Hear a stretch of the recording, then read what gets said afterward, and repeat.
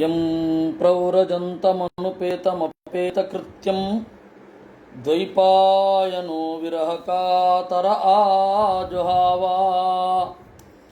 ಪುತ್ರಾಯಿತಿ ತನ್ಮಯತಯಾ ತರವೋಪಿ ನೇದುಃ ತಂ ಸರ್ವಭೂತಹೃದಯಂ ಮುನಿಮಾನತೋಸ್ಮಿ ಯಸ್ಯಾನುಭಾವಮಖಿಲಶ್ರುತಿಸಾರಮೇಕಂ ಅಧ್ಯಾತ್ಮದೀಪಮತಿತಿತೀರ್ಷತಾಂ ತಮೋಂಧಂ ಸಂಸಾರಿಣಾಂ ಕರುಣಯಾಃ ಪುರಾಣಗುಹ್ಯಂ ತಂ ವ್ಯಾಸಸೂನುಮುಪಯಾಮಿ ಗುರುಂ ಮುನೀನಾಂ ನಾರಾಯಣಂ ನಮಸ್ಕೃತ್ಯ ನರಂ ಚೈವ ನರೋತ್ತಮಂ ದೇವೀಂ ಸರಸ್ವತೀಂ ವ್ಯಾಸಂ ತತೋ ಗ್ರಂಥಮುದೀರಯೇ ಮಾತರ್ಮೇ ಮಾತರಿಷ್ವನ್ನ ಪಿತರತುಲಗುರೋ ಭ್ರಾತರಿಷ್ಟಾಪ್ತಬಂಧೋ ಸ್ವಾಮಿನ್ ಸರ್ವಾಂತರಾತ್ಮನ್ನ ಜರ ಜರ ಯುತರ್ಜನ್ಮ ಮೃತ್ಯಾಮಯಾನಾಂ ಗೋವಿಂದೇ ದೇಹಿ ಭಕ್ತಿಂ ಭವತಿ ಚ ಭಗವನ್ನೂರ್ಜಿತಾಂ ನಿರ್ನಿಮಿತ್ತಾಂ ನಿರ್ವ್ಯಾಜಾಂ ನಿಶ್ಚಲಾಂ ತದ್ಗುಣಗಣಬೃಹತೀಂ ಚಾಚ್ವತೀಂ ಆಚುದೇವ ಯಂ ಲೋಕಪಾಲಾಃ ಕಿಲ ಮತ್ಸರಜ್ವರಾಃ ಹಿತ್ವಾ ಯತಂತೋಪಿ ಪೃಥಕ್ ಸಮೇತ್ಯತೆ ಪಾತುಂ ನ ಶೇಕುಃ ದ್ವಿಪದಶ್ಚತುಷ್ಪದಃ ಸರೀಸೃಪಸ್ಥಾಸ್ನು ಚ ಯದತ್ರ ದೃಶ್ಯತೆ. ಮನು ಮತ್ಸ್ಯರೂಪಿ ಪರಮಾತ್ಮನನ್ನ ಪ್ರಾರ್ಥನೆ ಮಾಡ್ತಾ ಇದ್ದಾನೆ. ಯಂ ಲೋಕಪಾಲಾಃ ಅಂತ. ಲೋಕಪಾಲಾಃ ಇಂದ್ರಾದಿ ದಿಕ್ಪಾಲಕರು, ಮತ್ಸರಜ್ವರಾಹ ಹೊಟ್ಟೆ ಕಿಚ್ಚಿನಿಂದ ದೇವರು ಎಲ್ಲವನ್ನ ಮಾಡುತ್ತಾನೆ ಎನ್ನುವುದನ್ನು ಮರೆತು ಯತಂತೋಪಿ ಪ್ರಯತ್ನಪಟ್ಟು ಬಿಡಿಬಿಡಿಯಾಗಿ ಮತ್ತು ಎಲ್ಲರೂ ಸೇರಿಕೊಂಡು ಈ ಜಗತ್ತನ್ನು ರಕ್ಷಣೆ ಮಾಡಲಿಕ್ಕೆ ನೋಡ್ತಾರೆ. ಎರಡು ಕಾಲಿನ ಮನುಷ್ಯರೇ ಮೊದಲಾದವರು, ನಾಲ್ಕು ಕಾಲಿನ ಪ್ರಾಣಿಗಳು, ಆಮೇಲೆ ಸರೀಸೃಪ ಹರಿದಾಡುವ ಹಾವು ಮೊದಲಾದವುಗಳು, ಸ್ಥಾಸ್ನು ಮರ ಮೊದಲಾದವುಗಳು, ಇದರಿಂದ ಕೂಡಿದ ಜಗತ್ತನ್ನು ರಕ್ಷಣೆ ಮಾಡಲಿಕ್ಕೆ ಅಂತ ಹೋಗ್ತಾರೆ. ಅವರಲ್ಲಿ ಸ್ಪರ್ಧಾ ಮನೋಭಾವ ಇರುತ್ತೆ. ದೇವರನ್ನು ಎದುರಿಸಿ ನಾವು ಗೆಲ್ತೇವೆ ಅಂತ. ಆದರೆ ಅವರಿಗೆ ರಕ್ಷಣೆ ಮಾಡಲಿಕ್ಕೆ ಆಗೋಲ್ಲ. ಅಂತಹ ನಿನಗೆ ನಮಸ್ಕಾರ. ಏನು ಹೇಳ್ತಾ ಇದ್ದಾರೆ? ಇಂದ್ರಾದಿಗಳಿಗೆ ದೇವರ ಮೇಲೆ ಹೊಟ್ಟೆ ಕಿಚ್ಚೆ. ಏನು ಹೇಳಲಿಕ್ಕೆ ಹೊರಟಿದ್ದಾರೆ ಇವರು? ನೋಡಿ, ಮತ್ಸರಜ್ವರಾಹ ಅಂತಾರೆ. ಲೋಕಪಾಲಕರು ಮಾತ್ಸರ್ಯವೆಂಬ ರೋಗದಿಂದ ಬಳಲ್ತಾ ಏನು ಈ ರೀತಿ ಹೇಳ್ತಾ ಇದ್ದಾರಲ್ಲ ಅಂದರೆ, ಆಚಾರ್ಯರು ಹೇಳಿದ್ರು, ಸ್ಪರ್ಧಂತ ಇವ ದೇವಾಸ್ತು ಹರಿಣಾ ಯತ್ರ ಕುತ್ರಚಿತ್ ಹರೇರೇ ವಾಜ್ಞಯ ಕ್ವಾಪಿ ದೈತ್ಯಾವೇಶಾದಥಾಪಿವಾ ಇತಿ. ದೇವತೆಗಳು ದೇವರೊಡನೆ ಸ್ಪರ್ಧೆ ಮಾಡುವಂತೆ ತೋರಿಸ್ತಾರೆ ಅಥವಾ ತೋರ್ತಾರೆ. ಯಾಕೆ ಅಂದರೆ ದೇವರು ಆಜ್ಞೆ ಮಾಡಿರ್ತಾನೆ. ಆದ್ದರಿಂದ ಎಲ್ಲೋ ಕ್ವಚಿತ್ ದೈತ್ಯಾವೇಶದಿಂದ ದೇವರಲ್ಲಿ ಸ್ಪರ್ಧೆ ಮಾಡ್ತಾರೆ. ಬಿಟ್ಟರೆ ದೇವತೆಗಳಿಗೆ ಆ ತರಹದ ಅನ್ಯಥಾ ಜ್ಞಾನ ಇರಲ್ಲ. ದೇವರೇ ಆಜ್ಞೆ ಮಾಡಿರುವುದರಿಂದ ದೇವತೆಗಳು ಮಾತ್ಸರ್ಯವನ್ನು ಹೊಂದಿದಂತೆ ನಟಿಸ್ತಾರೆ. ಅದರ ಉದ್ದೇಶ ಜನರಿಗೆ ದೇವರೇ ಮಿಗಿಲು, ಸರ್ವೋತ್ತಮ ಅಂತ ತೋರಿಸ್ಕೊಡೋದೇ ಆಗಿರುತ್ತೆ ವಿನಃ ಬೇರೆ ಅಲ್ಲ. ಇದನ್ನು ಅರ್ಥ ಮಾಡ್ಕೊಳ್ಬೇಕು ಅಂತ ಆಚಾರ್ಯರು ನಿರೂಪಣೆ ಮಾಡ್ತಾರೆ. ಭವಾನ್ ಯುಗಾಂತಾರಣವ ಊರ್ಮ ಮಾಲಿನಿ ಕ್ಷೋಣೀಮಿಮಾಂ ಓಷಧಿ ವೀರುಧಾಂ ನಿಧಿಂ ಮಯಾ ಸಹೋರುಕ್ರಮ ಊಹ ಓಜತಾ ತಸ್ಮೈ ಜಗತ್ಪ್ರಾಣ ಗುಣಾತ್ಮನೇ ನಮಃ ಇತಿ. ಭವಾನ್ ನೀನು, ಊರ್ಮ ಮಾಲಿನಿ ತೆರೆಗಳ ರಭಸ ಇರುವ ಯುಗಾಂತಾರಣವೇ, ಪ್ರಳಯ ಕಾಲದ ಸಮುದ್ರದಲ್ಲಿ ಈ ಭೂಮಿಯನ್ನು ಓಷಧಿ ವೀರುಧಾಂ ನಿಧಿಂ ಕ್ಷೋಣಿಂ ಮರ, ಬಳ್ಳಿ, ಮೊದಲಾದ ಜೀವಗಳ ಸ್ಯಾಂಪಲ್ಲನ್ನು ನನ್ನ ಮೂಲಕ ಸಂಗ್ರಹ ಮಾಡುವಂತೆ ಮಾಡಿ ಜಗತ್ತನ್ನು ರಕ್ಷಣೆ ಮಾಡಿದೆ. ಅಂತಹ ಜಗತ್ಪ್ರಾಣ ಗುಣಾತ್ಮನೇ ನಮಃ. ಜಗತ್ತಿನಿಂದ ಕೆಲಸ ಮಾಡಿಸುವ ಹಿರಿದಾದ ದಯ ಎಂಬ ಗುಣ ಇರುವ ನಿನಗೆ ನಮಸ್ಕಾರ. ದೇವತೆ ತನಗಿಂತ ಮೇಲ್ಗಡೆ ಆಡಳಿತವನ್ನು ನಡೆಸುವ ದೇವತೆಗಳು, ಅವರ ಕೆಳಗಡೆ ಇದ್ದು ಆಡಳಿತವನ್ನು ನಡೆಸುವ ತಾನು, ಇವರೆಲ್ಲರಿಗೂ ಕೂಡ ಹಿರಿಯನಾದ ಮಿಗಿಲಾದ ದೇವರನ್ನು ಕುರಿತಾದ ಚಿಂತನೆ ಇದು. ಹೀಗೆ ಆ ವರ್ಷ ಆಯಿತು. ಹಿರಣ್ಮಯೇತು ಭಗವಾನ್ ನಿವಸತಿ ಕೂರ್ಮತನುಂ ಬಿಭ್ರಾಣ.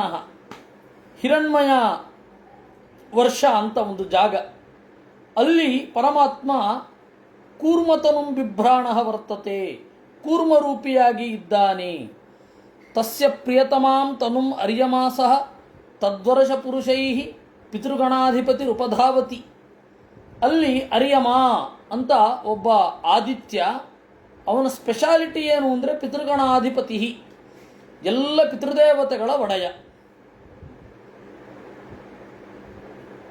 ಈ ಪಿತೃಗಣಗಳಲ್ಲಿ ಆರಾಧನೆ ಏನು ಮಾಡ್ತೇವೆ ಅದು ಅರ್ಯಮಾನನ್ನ ಸೇರುತ್ತೆ. ವಿಶೇಷತಃ ಹೋಮವನ್ನು ಮಾಡುವಾಗ ಅರ್ಯಮ್ಣೇ ಸ್ವಾಹ ಅಂತನ್ನುವಾಗ ಅವನು ಪಿತೃಗಣಾಧಿಪತಿ ಅಂತನ್ನುವ ಎಚ್ಚರ ನಮಗಿದ್ದರೆ ಪಿತೃಗಳಿಗೆ ಬಹಳ ಪ್ರೀತಿಯಾಗತ್ತೆ. ಅವನು ನಾವೇನು ಆರಾಧನೆ ಮಾಡ್ತೇವಲ್ಲ, ವಸು ರುದ್ರ ಆದಿತ್ಯ ಅಂತ ಹೇಳಿ, ಆ ವಸು ರುದ್ರ ಆದಿತ್ಯರ ಚಾಲಕ ಸ್ಥಾನದಲ್ಲಿ ಅರ್ಯಮ ಇದ್ದಾನೆ. ಹೀಗಾಗಿ ಅವನಿಗೆ ಸ್ವಾಹಾಕಾರವನ್ನು ಹವಿಸ್ಸನ್ನು ಕೊಡುವಾಗ ಅರ್ಯಮ್ನೇ ನಮಃ ಅಂತಂದರೆ ಪಿತೃಗಣಗಳಿಗೆ ವಿಶೇಷ ಪ್ರೀತಿ. ಆ ಅರ್ಯಮ ಏನಿದ್ದಾನೆ ಅವನು ತನ್ನವರ ಜೊತೆಗೂಡಿ, ಆ ವರ್ಷ ಪುರುಷರ ಜೊತೆಗೂಡಿ ದೇವರನ್ನು ಸ್ತೋತ್ರ ಮಾಡ್ತಾರೆ. ಕೂರ್ಮರೂಪಿ ಪರಮಾತ್ಮನನ್ನ ಮಂತ್ರಮಿಮಂಚ ಅನುಜಪತಿ, ಈ ರೀತಿ ಸ್ತೋತ್ರ ಮಾಡ್ತಾನೆ. ಏನಂತ? ಓಂ ನಮೋ ಭಗವತೆ ಅಕೂಪಾರಾಯ ಸರ್ವಸತ್ವಗುಣ ವಿಶೇಷಣಾಯ ನೋಪಲಕ್ಷಿತ ಸ್ಥಾನಾಯ ನಮೋ ವರ್ಷ್ಮಣೇ ನಮಃ ಪ್ರಮಾಣಾಯ ನಮಃ ಭೂಯಸೇ ನಮಃ ಅವಸ್ಥಾನಾಯ ನಮಸ್ತೆ ಅಂತಾನೆ. ಅಕೂಪಾರ ಅಂತಂದರೆ ಆಮೆ. ಭಗವತೆ ಷಡ್ಗುಣ ಸಂಪನ್ನನಾದ ಅಕೂಪಾರಾಯ ಕೂರ್ಮರೂಪಿಯಾದ ನಿನಗೆ ನಮಃ ನಮಸ್ಕಾರ. ನೀನು ಯಾರು? ಸರ್ವಸತ್ವಗುಣ ವಿಶೇಷಣಾಯ, ಎಲ್ಲ ಜೀವರಲ್ಲಿ ಇರುವ ಗುಣಗಳನ್ನು ಬೇರೆ ಬೇರೆಯಾಗಿ ಕಾಣುವವ. ಸತ್ವ ಅಂತ ಹೇಳಿದ್ರೆ ಜೀವರು ಅಂತ. ಪ್ರತಿಯೊಬ್ಬ ಜೀವರಲ್ಲಿರುವ ಗುಣಗಳನ್ನು ತಟಸ್ಥವಾಗಿ ನಿಂತು ಕಾಣುವವ. ಹೀಗಾಗಿ ದೇವರು ಗುಣಗ್ರಾಹಿ. ದೇವರಿಗೆ ಯಾರು ಕಣ್ಣಿಗೆ ಮಣ್ಣೆರಚಲಿಕ್ಕಾಗಲ್ಲ. ನಮ್ಮ ಗುರುಗಳು ಒಂದು ಮನ್ಯುಸೂಕ್ತದ ಮಂಗಳಾಚರಣೆ, ಮನ್ಯುಸೂಕ್ತದ ಮಂಗಳಾಚರಣೆ ಇಲ್ಲವೇ ಋಷಭ ಸೂಕ್ತದ ಮಂಗಳಾಚರಣೆ, ಅಲ್ಲಿ ಒಂದು ಮಾತು ಹೇಳ್ತಾರೆ. ಕಾಮಂ ಕಾಕಾಹ ಕೋಕಿಲಂತು ಖಲಂತು ಸುಜನಾ ಅಪಿ ಸಮ್ಮುಖೇ ನರಸಿಂಹಸ್ಯ ಯೋಯೋ ಯೋಯ ಸಯೇವ ಸಹ ಅಂತ. ಕಾಗೆಗಳು ತಮ್ಮನ್ನು ಕೋಗಿಲೆಗಳಂತೆ ಬಿಂಬಿಸಿಕೊಳ್ಳಲಿ. ಮಂಗ ಆಗೋರು ಯಾರು? ಹೊರಗಡೆಯ ವೇಷವನ್ನು ನೋಡಿ ಅಡ್ವರ್ಟೈಸ್ಮೆಂಟ್ಗಾಗಿ ಮಾರು ಹೋದವರು ಮಂಗ ಆಗೋದು. ಸ್ವೈರಂ ಕಾಕ ಖಲಂತು ಸುಜನಾ ಅಪಿ, ದುರ್ಜನರು ಯಾವಾಗಲೋ ಒಮ್ಮೆ ಸಜ್ಜನರಂತೆ ತೋರಿಸಿಕೊಳ್ಳಲಿ, ಅಥವಾ ಸಜ್ಜನರು ತಮ್ಮನ್ನು ಪರಿಸರ ಪ್ರಭಾವದಿಂದ ದುರ್ಜನರಾಗಿ ರೂಪಿಸಿಕೊಳ್ಳಲಿ. ಆದರೆ ದೇವರ ಸನ್ನಿಧಾನದಲ್ಲಿ ಯಾರ್ಯಾರು ಏನೇನೋ ಅವರವರೇ. ಸಮ್ಮುಖೇ ನರಸಿಂಹಸ್ಯ ಯೋಯೋ ಯೋಯ ಸಯೇವತಃ ಅಂತ. ಅಂದರೆ ದೇವರ ಕಣ್ಣಿಗೆ ಮಣ್ಣೆರಚಲಿಕ್ಕಾಗಲ್ಲ. ಪ್ರತಿಯೊಬ್ಬರ ಮಾನಸಿಕ ಗುಣ ಯಾವುದು, ದೈಹಿಕ ಗುಣ ಯಾವುದು, ಪರಿಸರದಿಂದ ಬಂದ ಗುಣ ಯಾವುದು, ಅವನಲ್ಲಿ ಸ್ವರೂಪಭೂತವಾದ ಗುಣ ಯಾವುದು, ಅದನ್ನು ನೇರವಾಗಿ ನೋಡಬಲ್ಲವ. ಅಂತಹ ನಿನಗೆ ನಮಸ್ಕಾರ. ನೋಪಲಕ್ಷಿತ ಸ್ಥಾನಾಯ, ನಿನ್ನ ಬಗೆಗೆ ಯಾರೂ ಕೂಡ ಇದೇ ಸ್ಥಾನದಲ್ಲಿದ್ದಿ ಅಂತ ಹೇಳಲಿಕ್ಕೆ ಆಗೋದಿಲ್ಲ. ನಮೋ ವರ್ಷಮಣೇ, ಹಿರಿದಾದ ದೇಹವನ್ನು ಹೊಂದಿರುವ ನಿನಗೆ ನಮಸ್ಕಾರ. ಪ್ರಮಾಣಾಯ ನಮಃ, ಸರಿ ತಪ್ಪುಗಳನ್ನು ತೀರ್ಮಾನಿಸುವವ ನೀನು, ಪ್ರಮಾಣ. ಭೂಯಸೆ, ಎಲ್ಲರಿಗಿಂತ ಮಿಗಿಲಾದವ. ಅವಸ್ಥಾನಾಯ, ಗಟ್ಟಿಯಾಗಿ ನಿಂತವ.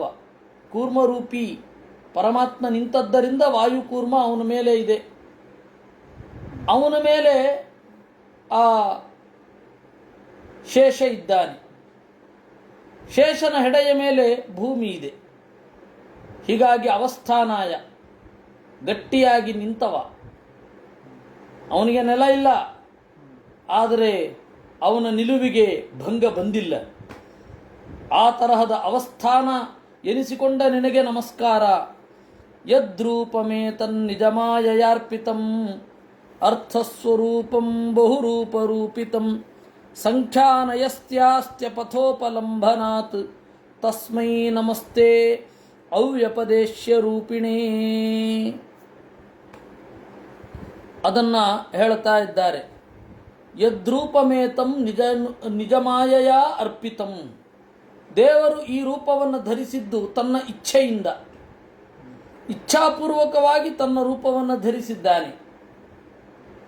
ದೇವರಿಗೆ ಯಾರು ಹೇಳಿದರು ನೀನು ಕೂರ್ಮ ರೂಪದಲ್ಲಿಯೇ ಈ ಭೂಮಿಯನ್ನು ಧರಿಸಬೇಕು ಅಂತ? ಯಾವ ರೂಪದಲ್ಲಿ ಬೇಕಾದರೂ ಧರಿಸ್ಬೋದು. ಆದರೂ ಯಾಕೆ ಅವನು ಧರಿಸಿದ್ದಾನೆ? ಅವನು ಸ್ವತಂತ್ರ, ಅವನ ಸಂಕಲ್ಪ ಹಾಗೆ, ಅಷ್ಟೇ ಉತ್ತರ. ಯದ್ರೂಪಮೇತತ್ ನಿಜಮಾಯಯ ಅರ್ಪಿತಂ ಅರ್ಥಸ್ವರೂಪಂ. ಈ ಪ್ರಪಂಚ ಏನಿದೆ ಅವನು ರೂಪಿಸಿದ್ದು, ಅದು ಅರ್ಥರೂಪ. ಪ್ರತಿಯೊಬ್ಬರಿಗೂ ಪ್ರಯೋಜನ ಕೊಡುತ್ತೆ. ಅವರವರು ಆಯಾ ಪ್ರಯೋಜನವನ್ನು ಆಯಾ ಭೂಮಿಯಿಂದ ಹೊಂದುತ್ತಾರೆ. ಇದು ಅರ್ಥರೂಪ. ಇದು ಇಲ್ಲ ಅಂತ ಇಲ್ಲ. ಈ ಪ್ರಪಂಚ ಯದ್ರೂಪಂ, ಭಗವಂತನ ಪ್ರತಿಮೆ. ನಾವು ಈ ಲೋಕದಲ್ಲಿರುವ ಅನೇಕ ಪ್ರತಿಮೆಗಳನ್ನು ನೋಡ್ತಾ ಇದ್ದೇವೆ. ಲೋಹದ್ದು, ಮಣ್ಣಿನದ್ದು, ನೀರಿನದ್ದು, ಮಂಡಲದಲ್ಲಿ. ಇದು ಪರಮಾತ್ಮನ ಪ್ರತಿಮೆ. ಅಲ್ಲಿ ಆವಾಹನೆ ಮಾಡೋದು, ವಿಸರ್ಜನೆ ಮಾಡೋದು. ಆವಾಹನೆ ಮಾಡೋದು ನಾವು ಚಿಂತನೆ ಮಾಡಬೇಕು, ಅವನಿದ್ದೇ ಇದ್ದಾನೆ. ವಿಸರ್ಜನೆ ಮಾಡೋದು ನಾವು ಚಿಂತನೆ ಮಾಡೋದು, ಅವನಿದ್ದೇ ಇದ್ದಾನೆ. ಯದ್ರೂಪಮೇತತ್, ಇಡೀ ಪ್ರಪಂಚ ಅವನ ಪ್ರತಿಮೆ. ಆ ತರಹದ ರೂಪ. ಸಂಖ್ಯಾನಯಸ್ಯಾಸ್ತಿ ಅಂದ್ರು. ಈ ಗುಣಗಳಿಗೆ ಸಂಖ್ಯೆಯೇ ಇಲ್ಲ. ಈ ತರಹದ ಪ್ರಪಂಚವನ್ನು ಎಷ್ಟು ಸೃಷ್ಟಿ ಮಾಡಿದ್ದಾನೆ? ಅದನ್ನು ಇಷ್ಟು ಸರ್ತಿ ಪ್ರಪಂಚವನ್ನು ಸೃಷ್ಟಿ ಮಾಡಿದ್ದಾನೆ ಅಂತ ಹೇಳಲಿಕ್ಕೆ ಬರಲ್ಲ. ಬೇಕಾದರೆ ನಾವು ಎಷ್ಟು ಜನ್ಮ ಎತ್ತಿದ್ದೇವೆ ಅಂತ ಹೇಳಿ ಮುಕ್ತಿಯಲ್ಲಿ ಗೊತ್ತಾಗತ್ತೆ. ಓ, ನಾನು ಇಷ್ಟು ಜನ್ಮಗಳನ್ನು ಕಳೆದು ಬಂದೆ. ಅಥವಾ ಜಾತಿ ಸ್ಮೃತಿ ಬಂದರೆ ನಮಗೆ ಲೆಕ್ಕ ಉಂಟು. ಆದರೆ ದೇವರ ರೂಪಗಳು ಇಷ್ಟೇ ಅಂತ ಹೇಳಲಿಕ್ಕೆ ಆಗ್ತದ? ಕಡೆಗೆ ಬ್ರಹ್ಮದೇವರಿಗೂ ಕೂಡ ಈ ಮರಳಿನ ಕಣಗಳ ಲೆಕ್ಕವೂ ಇದೆ, ನಮಗಿಲ್ಲ. ನಮಗೆ ಗೊತ್ತಿಲ್ಲ ಅಷ್ಟೇ. ಆದರೆ ಬ್ರಹ್ಮದೇವರಿಗೆ ಗೊತ್ತಿದೆ. ಅಂಥವ್ರಿಗೂ ದೇವರ ರೂಪ ಇಷ್ಟೇ ಅಂತ ಗೊತ್ತಿಲ್ಲ. ಆ ಥರದ ಮಹಿಮೆ. ಈ ಜಗತ್ತು ಸೃಷ್ಟಿಯಾಗತ್ತಲ್ಲ, ಈ ಜಗತ್ತು ಸೃಷ್ಟಿಯಾಗತ್ತೆ. ಆ ಸೃಷ್ಟಿಯಾದ ಜಗತ್ತು ಎಷ್ಟು ಅಂತ ಯಾರಿಗೂ ಗೊತ್ತಿಲ್ಲ. ಎಷ್ಟು ಕಲ್ಪಗಳು ದೇವರು ಸೃಷ್ಟಿ ಮಾಡಿದ್ದಾನೆ, ಎಷ್ಟು ಬ್ರಹ್ಮದೇವರನ್ನ ಮುಕ್ತರನ್ನಾಗಿಸಿದ್ದಾನೆ, ಯಾರಿಗೂ ಗೊತ್ತಿರದ ಸಮಾಚಾರ ಅದು. ಅದರಿಂದ ಅಂತಹ ಅವನ ನಿನಗೆ ನಮಸ್ಕಾರ. ಇನ್ನು ಸಂಖ್ಯಾನಯಸ್ಯಾಸ್ತಿ ಅಯಥೋಪಲಂಭನಾತ್.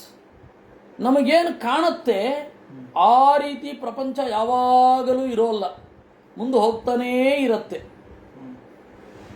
ನಾವು ಜಗತ್ತನ್ನು ಹೇಗೆ ನೋಡ್ತಾ ಇರ್ತೇವೆ ಅದು ಎಲ್ಲ ರೀತಿಯಿಂದ ಭೌತಿಕವಾಗಿಯೂ ಬದಲಾವಣೆ ಆಗ್ತಾ ಇರುತ್ತೆ. ಎಲ್ಲರ ಮಾನಸಿಕ ಸ್ಥಿತಿಯೂ ಬದಲಾವಣೆ ಆಗ್ತಾ ಇರುತ್ತೆ. ಎಲ್ಲರ ಗ್ರಹಿಕೆಗಳು ಬೇರೆ ಬೇರೆ ಆಗುತ್ತೆ. ಚಿಕ್ಕಂದಿನಲ್ಲಿದ್ದಾಗ ಗ್ರಹಿಕೆ ಬೇರೆ ಇರುತ್ತೆ.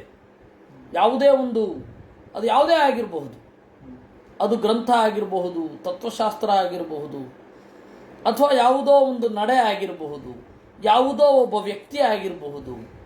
ನಾವು ಅವರನ್ನು ಆರಾಧನೆ ಮಾಡ್ತಾ ಇರ್ತೇವೆ, ಆದರೆ ಈ ತರಹ ಆಗಬೇಕು ಅಂತ. ಆಮೇಲೆ ಅಯ್ಯೋ ದೇವರೇ ಅದ ಬೇಡವೇ ಬೇಡ ಅಂತ ನಾವು ಹಾಗೆ ಒಬ್ಬರನ್ನು ರೋಲ್ ಮಾಡಲ್ ಆಗಿ ಇಟ್ಕೊಂಡಿದ್ವಿ. ಎಲ್ಲರೂ ಇಟ್ಕೊಂಡಿರ್ತಾರೆ. ಯಾರಿಗೆ ನಿರಾಸೆ ಆಯಿತೋ, ಯಾರ ಆಸೆ ಫಲಿಸ್ತೋ ಗೊತ್ತಿಲ್ಲ. ನನಗೆ ಓದಿದ್ರೆ ಇವ್ರ ತರಹ ಓದಬೇಕು ಅಂತ ಒಬ್ಬರು ನೋಡಿ ಅನ್ನಿಸ್ಬಿಟ್ಟಿತ್ತು. ಆಮೇಲೆ ಛೇ ಇವ್ರ ಥರ ಮಾತ್ರ ಇರಬಾರ್ದು ಓದಿದ್ರೆ. ಬದಲಾಗ್ತಾ ಇರುತ್ತೆ ಜಗತ್ತಿನಲ್ಲಿ, ಪ್ರತಿಯೊಂದು ಬದಲಾಗ್ತಾ ಇರುತ್ತೆ. ಆ ಬದಲಾವಣೆಗೆ ಕಾರಣ ಒಬ್ಬ ಇದ್ದಾನೆ. ಅವನು ನೋಡಿ ಅಲ್ಲಿ ಇರೋದು ಹೀಗೆ, ಅಯಥಾ ಉಪಲಂಭನಾತ್ ಅಂತ ಇದೆ. ಉಪಲಂಭನಾತ್ ಅಯಥಾ ಯದ್ವರ್ತತೆ ತದ್ ಭಗವದ್ರೂಪಂ. ಆ ಪರಮಾತ್ಮನ ಪ್ರತಿಮೆಯಲ್ಲಿ ಬದಲಾವಣೆ ಆಗ್ತಾ ಇರುತ್ತೆ, ಪರಮಾತ್ಮನಲ್ಲಿ ಬದಲಾವಣೆ ಆಗೋದಿಲ್ಲ. ಅದನ್ನು ಹೇಳಿದ್ರು, ಯಥಾ ದೃಷ್ಟಂ ತಥಾ ನತಿಷ್ಠತಿ ಇತಿ, ಅನ್ಯಥಾ ಅನ್ಯಥಾ ಭವತಿ ಇತ್ಯರ್ಥಃ. ಬೇರೆ ಬೇರೆ ಆಯಾಮವನ್ನು ಪಡ್ಕೊಳ್ತಾ ಇರುತ್ತೆ, ಬೇರೆ ಬೇರೆ ರೀತಿ ಇರುತ್ತೆ. ಎಲ್ಲವೂ ಅಷ್ಟೇ, ಎಲ್ಲವೂ ಬದಲಾಗುತ್ತೆ. ನೀತಿಯ ಬಗೆಗಿನ ದೃಷ್ಟಿಕೋನ ಬದಲಾಗುತ್ತೆ, ವಸ್ತುಗಳನ್ನು ಉಪಯೋಗಿಸುವ ವಿಧಾನ ಬದಲಾಗುತ್ತೆ, ವಸ್ತುಗಳಿಗೆ ಸಂಬಂಧಪಟ್ಟ ಹಾಗೆ ಮಾತುಗಳು ಬದಲಾಗುತ್ತೆ. ವಸ್ತುಗಳ ಬಳಕೆಗೆ ತಕ್ಕ ಹಾಗಲ್ವಾ ಮಾತುಗಳು ಬದಲಾಗೋದು. ಗಾದೆಗಳು ಬದಲಾಗುತ್ತೆ, ಸುಭಾಷಿತಗಳು ಬದಲಾಗುತ್ತೆ. ಬದಲಾಗದೇ ಇರೋದು ಏನೋ ಒಂದಿದೆ, ನ್ಯಾಯ ಇದೆ, ಮೂಲಭೂತವಾದ ಕೆಲವೊಂದು ನೀತಿಗಳಿದೆ, ಅದು ಬದಲಾಗಲ್ಲ ಯಾವತ್ತೂ ಕೂಡ. ಆದರೆ ಉಳಿದದ್ದೆಲ್ಲ ಬದಲಾಗ್ತಾ ಇರುತ್ತೆ. ಇದು ಇಂತಹ ಬದಲಾಗುವ ಪ್ರಪಂಚ ದೇವರ ಪ್ರತಿಮೆ ಇದ್ದ ಹಾಗೆ. ಆ ಪ್ರತಿಮೆಯ ಒಳಗಡೆ ಇರುವ ದೇವರಿದ್ದಾನಲ್ಲ, ಅವನು ಬದಲಾಗೋದಿಲ್ಲ. ಈ ಜಗತ್ತು ಬದಲಾಗ್ತಾ ಇರುತ್ತೆ. ಮಳೆಗಾಲದಲ್ಲಿ ಬದಲಾಗುತ್ತೆ, ಚಳಿಗಾಲದಲ್ಲಿ ಬದಲಾಗುತ್ತೆ, ಬೇಸಿಗೆ ಕಾಲದಲ್ಲಿ ಬದಲಾಗುತ್ತೆ. ಆದರೆ ಈ ಬದಲಾವಣೆಗಳನ್ನೆಲ್ಲ ಬದಲಾಗದಂತೆ ಕೂತ್ಕೊಂಡು ಮಾಡೋನೊಬ್ಬ ಇದ್ದಾನೆ, ಅವನು ದೇವರು. ಹೀಗಾಗಿ ದೇವರ ಒಂದು ಗುಣ ನಮಗೆ ಅರ್ಥ ಆಯಿತು ಇದರಿಂದ. ಏನು? ಬದಲಾಗುವ ಪ್ರತಿಮೆಯಲ್ಲಿ ಕುಳಿತುಕೊಂಡು ಬದಲಾಗದಂತೆ ಇರುವವ. ಈ ಜಗತ್ತು ಬೇಸಿಗೆ ಕಾಲದಲ್ಲಿ ಬೇಯುತ್ತೆ, ಏನು ದೇವರೇನು ಬೇಯ್ತಾ ಇರ್ತಾನಾ? ಇಲ್ಲ. ಮಳೆಗಾಲದಲ್ಲಿ ನೆನೆಯುತ್ತೆ, ದೇವರು ನೆನೆಯೋದಿಲ್ಲ. ಚಳಿಗಾಲದಲ್ಲಿ ನಡಗತ್ತೆ, ದೇವರು ನಡಗೋದಿಲ್ಲ. ಹೀಗೆ ಎಲ್ಲವೂ ಬದಲಾಗುತ್ತೆ. ಜನರು ಬದಲಾಗ್ತಾರೆ, ಜನರ ಈ ವಸ್ತುವಿನ ಬಳಕೆಗೆ ತಕ್ಕ ಹಾಗೆ ಮಾತು ಬದಲಾಗುತ್ತೆ. ಒಂದು ಮಾತು ಹೇಳ್ತೇನೆ, ಫೋಟೋ ಕಳಿಸ್ಲಿಕ್ಕೆ ಎಷ್ಟೋ ಹೊತ್ತು ಅಂತ ಮುಂಬೈನಲ್ಲಿರೋನಿಗೊಬ್ಬನಿಗೆ ಬೈದರೆ ಒಂದು 50 ವರ್ಷದ ಹಿಂದೆ ನಕ್ಕು ಬಿಡ್ತಾ ಇದ್ರು. ಏನು ಪರಿಸ್ಥಿತಿ ಗೊತ್ತಾಗಲ್ವ ನಿನಗೆ? ಅಲ್ಲಿಂದ ಪೋಸ್ಟ್ ಮಾಡಬೇಕು, ಇಲ್ಲಿ ಬರಬೇಕು, ಇಲ್ಲಿಗೆ ಬರಬೇಕು. ಈಗ ಹೌದು ಕರೆಕ್ಟಾ ಬೈಗುಳ? ಯಾಕೆಂದರೆ ಸೆಂಡ್ ಅಂತ ಒಂದು ಹೊತ್ತಿದ್ರೆ ಬರ್ತಾ ಇರುತ್ತೆ. ನೋಡಿ, ಆವಾಗ ಏನು ಬೈತಾ ಇದ್ರು ಅದು 50 ವರ್ಷದ ಹಿಂದೆ ಇವನಿಗೆ ಪ್ರಾಕ್ಟಿಕಲ್ ಸೆನ್ಸ್ ಇಲ್ಲ ಅಂತ ಆಗೋದು ಅಂತ. ಈಗ ಹೌದು ಕರೆಕ್ಟ್ ಅವ್ನು ಬೈತಾ ಇರೋದು, ಇವ್ನಿಗೆ ಅಷ್ಟು ಸೋಮಾರಿತಾನ ಅಂತ. ಈ ರೀತಿ ಬದಲಾಗಿಬಿಡುತ್ತೆ. ಅದರಿಂದ ನಿರಂತರವಾಗಿ ಬದಲಾಗ್ತಾ ಇರುತ್ತೆ. ಉಪಲಂಭನ ಅಂತಂದರೆ ಅನುಭವ, ಮಾನಸಿಕ ಅನುಭವವನ್ನು ಉಪಲಬ್ಧಿ ಅಂತ ಕರೀತಾರೆ. ಹಾಗೆ ಒಂದು ಹೇಳಬೇಕು, ಮೊನ್ನೆ ನಮ್ಮ ದಿಲೀಪ ರತ್ನಾಕರರು ಪ್ರಮಾಣ ಲಕ್ಷಣದ ಒಂದು ವಿಚಾರದ ಬಗ್ಗೆ ಕೇಳಿದರು. ಅಭಾವವನ್ನು ಆಚಾರ್ಯರು ಹೇಗೆ ನೋಡ್ತಾರೆ ಅಂತ. ವಸ್ತುತಃ ಅದು ಸಬ್ಜೆಕ್ಟ್ ಬೇರೆ, ಆದರೆ ಅನುಪಲಬ್ಧಿ ಅನ್ನೋದು ಬಂತಲ್ಲ ಇಲ್ಲಿ, ಉಪಲಂಭ ಉಪಲಬ್ಧಿ ಅಂತ ಬಂತಲ್ಲ, ಅದ್ರ ಬಗ್ಗೆ ಹೇಳಬೇಕಾಯಿತು. ಅನುವ್ಯಾಖ್ಯಾನದಲ್ಲಿ ಆಚಾರ್ಯರು ಬಹಳ ಸೊಗಸಾಗಿ ನಿರೂಪಣೆ ಮಾಡಿದ್ದಾರೆ. ಉಪಲಬ್ಧಿ ಅಂದ್ರೆ ಏನು ಗೊತ್ತಾ? ಹೊರಗಡೆ ಕಣ್ಣಿಗೆ ಕಾಣದೇ ಇದ್ರೂ ಒಳಗಡೆಯ ಅನುಭವವನ್ನು ಉಪಲಬ್ಧಿ ಅಂತ ಕರೀತಾರೆ. ಇವಾಗ ಪ್ರೀತ್ಯುಪಲಂಭವಾಯಿತು ಅಂದರೆ ಪ್ರೀತಿ ಉಪಲಬ್ಧ ಅಂದರೆ ನಾನು ಪ್ರೀತಿಯನ್ನು ಒಳಗಡೆಯಿಂದ ಅನುಭವಿಸಿದ್ದೇನೆ ಅಂತ. ಪ್ರೀತಿ ಉಪಲಬ್ಧ. ಪ್ರತೀತಿ ಉಪಲಬ್ಧ. ಜ್ಞಾನದ ಅರಿವಾಯಿತು. ಜ್ಞಾನದ ಜ್ಞಾನವಾಯಿತು, ಉಪಲಬ್ಧಿ ಅಂತ ಬಳಸ್ತಾರೆ.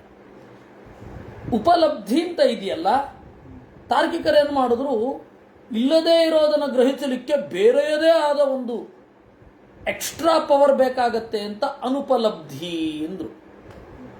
ಅದಕ್ಕೆ ಆಚಾರ್ಯರು ಹೇಳಿದ್ರು, ಅಲ್ಲಪ್ಪ, ಇಲ್ಲ ಅಂತ ತಿಳ್ಕೊಳ್ಳೋದು ಒಂದೋ ಅನುಭವಿಸ್ತೀವಿ, ಅನುಭವದಿಂದ ಇಲ್ಲ ಅಂತ ತಿಳ್ಕೊತೀವಿ, ಒಂದೋ ಊಹಿಸಿ ತಿಳ್ಕೊಳ್ತೀವಿ.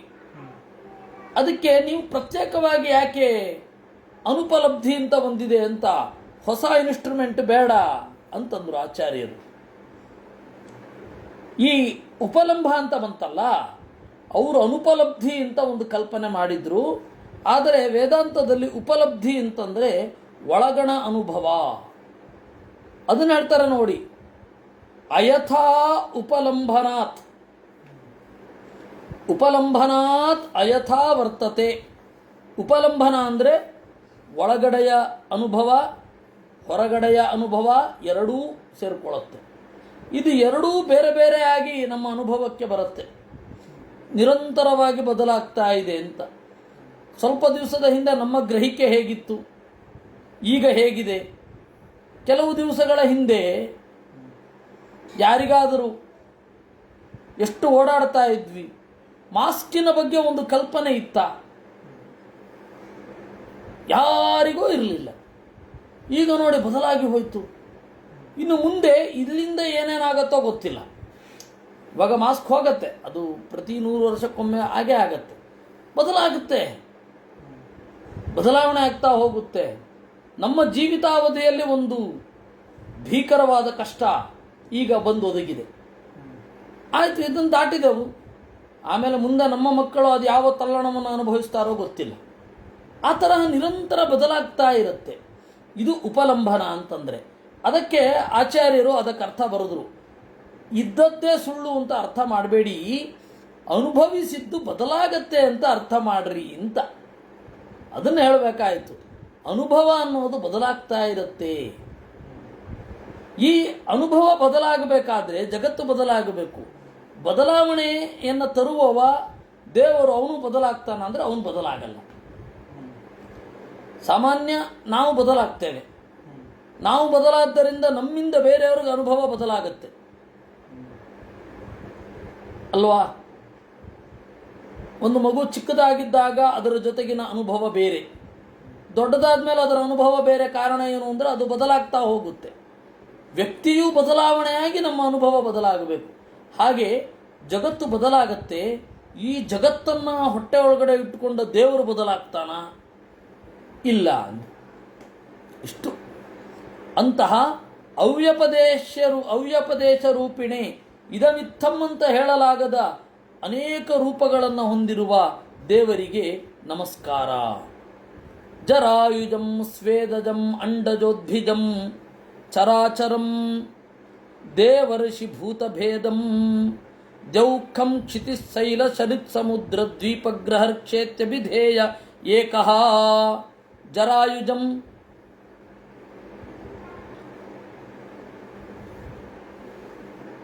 ಗರ್ಭದಿಂದ ಹುಟ್ಟುವ ಪ್ರಾಣಿಗಳು ನಾವೆಲ್ಲರೂ, ಮರಿ.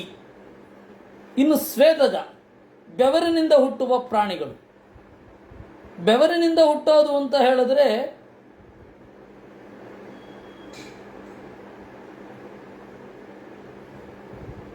ಸೊಳ್ಳೆ ಮೊದಲಾದವುಗಳು. ಅಂಡಜ ಅಂತಂದರೆ ಮೊಟ್ಟೆಯಿಂದ ಹುಟ್ಟಿದ್ದು, ಉದ್ಭಿಜ್ಜ ಅಥವಾ ಉದ್ಭಿಜ ಅಂತ ಹೇಳಿದರೆ ಭೂಮಿಯನ್ನು ಸೀಳಿ ಹುಟ್ಟುವಂಥವುಗಳು, ಮರ ಮೊದಲಾದವುಗಳು.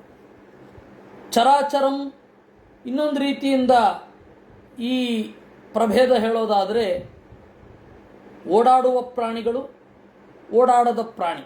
ಓಡಾಡದ ಪ್ರಾಣಿ ಅಂತಂದರೆ ಬಳ್ಳಿ, ಮರ ಮೊದಲಾದವುಗಳು. ಓಡಾಡುವ ಪ್ರಾಣಿ ಅಂತಂದರೆ ಅದರಲ್ಲಿ ಹಲವಾರು ಉಂಟು. ಅಡ್ಡ ಓಡಾಡೋದು, ಅಡ್ಡ ಬೆಳೆಯೋದು, ಉದ್ದ ಬೆಳೆಯೋದು, ಈ ಥರದ್ದೆಲ್ಲ. ಇನ್ನು ದೇವಋಷಿ ಭೂತಭೇದಂ, ದೇವತೆಗಳು, ಋಷಿಗಳು ಮತ್ತು ಅನೇಕ ತರಹದ ಜೀವರು. ದ್ಯೌಹು ಆಕಾಶ ಅಥವಾ ಲೋಕ. ಖಮ್ ಅಂತಂದರೆ ಖಾಲಿ ಜಾಗ. ಕ್ಷಿತಿ ಅಂತಂದರೆ ಭೂಮಿ. ಶೈಲ ಅಂತಂದರೆ ಪರ್ವತ. ಸರಿತ್ ಅಂದರೆ ನದಿ, ಸಮುದ್ರ. ದ್ವೀಪ ಅಂದರೆ ನಡುಗಡ್ಡೆ. ಗ್ರಹ ನಮ್ಮ ಮಾನಸಿಕ ಸ್ಥಿತಿಯನ್ನು ನಿಯಂತ್ರಣ ಮಾಡುವವುಗಳು. ವೃಕ್ಷ ಅಂತಂದರೆ ನಕ್ಷತ್ರ. ಇದೆಲ್ಲ ದೇವರು ಒಂದೇ ಅಂತ ಅಂದ್ಬಿಡ್ತಾರೆ. ಅಭಿಧೇಯ ಏಕಃ. ಅದಕ್ಕೆ ಮಧ್ವಾಚಾರ್ಯರು ಹೇಳಿದ್ರು, ಹೀಗೆ ಕನ್ಕ್ಲೂಷನ್ಗೆ ಬರೋ ಎಲ್ಲ ದೇವರೇ ಅಂತ ಹೇಳೋದಕ್ಕೆ ನೀವು ಹೇಗೆ ಅರ್ಥ ಮಾಡ್ಕೊಳ್ತೀರೋ ಹಾಗಲ್ಲ. ಅಭಿಧೇಯ ಅಂತ ಒಂದು ಶಬ್ದ ಇದೆ. ಈ ಎಲ್ಲ ಶಬ್ದಗಳಿಂದ ಪ್ರತಿಪಾದ್ಯ ಅಂತ. ಅಭಿಧ ಅಂತಂದರೆ ಶಬ್ದ, ಅಭಿಧೇಯ ಅಂತಂದರೆ ಶಬ್ದ ಪ್ರತಿಪಾದ್ಯ ಅಂತ ಅರ್ಥ. ಸರ್ವಾಂತರ್ಯಾಮಕತ್ವಾತ್ತು ಸರ್ವನಾಮ ಹರಿಸ್ವಯಂ. ದೇವರು ಎಲ್ಲದರ ಅಂತರ್ಯಾಮಿ ಆದ್ದರಿಂದ ದೇವರು ಸರ್ವನಾಮ. ನತು ಸರ್ವಸ್ವರೂಪತ್ವಾತ್ ರೂಪತ್ವಂ ಉಪಚಾರತಃ. ಎಲ್ಲ ಸ್ವರೂಪ ಸರ್ವಸ್ವರೂಪ ಆಗಿರೋದ್ರಿಂದ ದೇವರು ಸರ್ವಶಬ್ದಾಭಿಧೇಯ ಅಲ್ಲ, ಸರ್ವಾಂತರ್ಯಾಮಿ ಆಗಿರೋದ್ರಿಂದ. ಸರ್ವಸ್ವರೂಪತ್ವಾತ್ ಸರ್ವಶಬ್ದಾಭಿಧೇಯತ್ವ ಬರೋಲ್ಲ. ಅಂದರೆ ಸ್ವರೂಪ ಆಗಿರೋದ್ರಿಂದಾಗಿ ಅದು ಸರ್ವಶಬ್ದ ಆಗುವಲ್ಲ. ಉದಾಹರಣೆಗೆ ಎಲ್ಲದರ ಜೊತೆಗೆ ಇರುವಂಥದ್ದು ಆಕಾಶ. ಎಲ್ಲವನ್ನು ಆಕಾಶ ಅಂತ ಯಾಕೆ ಕರೆಯೋಲ್ಲ? ಈ ಭೂಮಿಯಲ್ಲಿ ಹುಟ್ಟುವ ಪ್ರತಿಯೊಂದು ಪ್ರಾಡಕ್ಟು ಕೂಡ ಭೂಮಿ ಅಂತ ಯಾಕೆ ಕರೆಯೋಲ್ಲ? ಚಿಕ್ಕ ಭೂಮಿ ತೊಗೊಂಡು ಬನ್ನಿ ಅಂತ, ನಾನು ನಾಳೆ ಮಡಿಕೆಗೆ ಚಿಕ್ಕ ಭೂಮಿ ತೊಗೊಂಡು ಬನ್ನಿರಿ ಅಂತಂದರೆ ಯಾರಿಗ ಅರ್ಥ ಆಗತ್ತೆ? ಅಲ್ಲ, ನಿಯಾಮಕವಾದದ್ದನ್ನು ಸರ್ವಶಬ್ದ ಪ್ರತಿಪಾದ್ಯ ಅಂತಾರೆ. ಆ ತರಹ ಸಾವಿರ ಪ್ರಯೋಗಗಳುಂಟು. ಅದರಿಂದ ಇರೋದು ಹೀಗೆ, ನತು ಸರ್ವಸ್ವರೂಪತ್ವಾತ್ ರೂಪತ್ವಂ ಉಪಚಾರತಃ. ಹಾಗಾದರೆ ಇದು ಜಗತ್ತು ಭಗವದ್ ರೂಪ ಅಂತ ಹೇಳಿದ್ರೆ ಔಪಚಾರಿಕ. ಈ ತರಹದ ದೇವರಿಗೆ ನಮಸ್ಕಾರ ಅಂತ ಆ ಅರಿಯಮ ಕೂರ್ಮರೂಪಿ ದೇವರನ್ನು ಸ್ತೋತ್ರ ಮಾಡ್ತಾ ಇದ್ದಾನೆ. ಯಸ್ಮಿನ್ ಅಸಂಖ್ಯೇಯ ವಿಶೇಷನಾಮ ರೂಪಾಕೃತೌ ಕವಿಭಿಃ ಕಲ್ಪಿತೇಯಂ ಸಂಖ್ಯಾಯಯ ತತ್ವದೃಚಾ ವಿನೀಯತೆ ತಸ್ಮೈ ನಮಃ ಸಾಂಖ್ಯ ನಿದರ್ಶನಾಯ ಇತಿ. ದೇವರ ರೂಪ ಹಾಗಾದರೆ ಅಸಂಖ್ಯೇಯ ಅಲ್ವಾ? ಅಸಂಖ್ಯೇಯ ವಿಶೇಷನಾಮ ರೂಪಾಕೃತವು. ಎಣಿಕೆಗೆ ಸಿಗದ ಗುಣಗಳು, ಎಣಿಕೆಗೆ ಸಿಗದ ನಾಮಗಳು, ಎಣಿಕೆಗೆ ಸಿಗದ ರೂಪಗಳು, ಇವುಗಳನ್ನು ದೇವರು ಹೊಂದಿದ್ದಾನೆ. ಆದರೆ ಸಂಖ್ಯೆ ಒಂದು ಕಲ್ಪನೆ ಇದೆಯಲ್ಲ, ಅದಕ್ಕೆ ಆಚಾರ್ಯರು ಬರೆದ್ರು ದಶಾವತಾರ ಇತ್ಯಾದಿ ಸಂಖ್ಯಾ. 10 ಅವತಾರಗಳು ಅಂತ ಸಂಖ್ಯೆ ಇದೆ.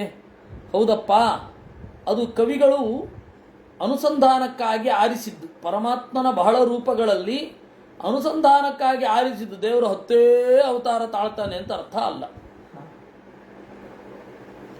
ದೇವರಿಗೆ 10 ಅವತಾರ ಇದೆ ಅಂತ ಯಾರಾದರೂ ಹೇಳಲಿಕ್ಕಾಗ್ತದ? ನಮ್ಮ ಕಾಲಕ್ಕೆ ಹತ್ತಿರವಾದದ್ದನ್ನು ನಾವು ಉಪಾಸನೆ ಮಾಡ್ತೇವೆ ಅಷ್ಟೇ. ಕಾಲಕ್ಕೆ ದೂರವಾದದ್ದನ್ನು ಉಪಾಸನೆ ಮಾಡಲ್ವಾ? ವರಾಹ ಕಾಲಕ್ಕೆ ಬಹಳ ದೂರ. ವರಾಹ ಆದಮೇಲೆ ಮತ್ಸ್ಯ. ಹೌದು, ಯಾಕದನ್ನು ಉಪಾಸನೆ ಮಾಡಲ್ಲ? ಕೃಷ್ಣಾರ್ಪಣ ವಸ್ತು ಅಂತೀವಿ, ಮತ್ಸ್ಯಾರ್ಪಣ ವಸ್ತು ಹೇಳೋಲ್ಲ, ಕೂರ್ಮಾರ್ಪಣ ವಸ್ತು ಹೇಳೋಲ್ಲ. ಅವೆರಡಕ್ಕೆ ಪೂಜೆಯೇ ಇಲ್ಲ. ಮಂತ್ರದ ಜಪ ಏನಾರು ಉಂಟಾ? ಇಲ್ಲ.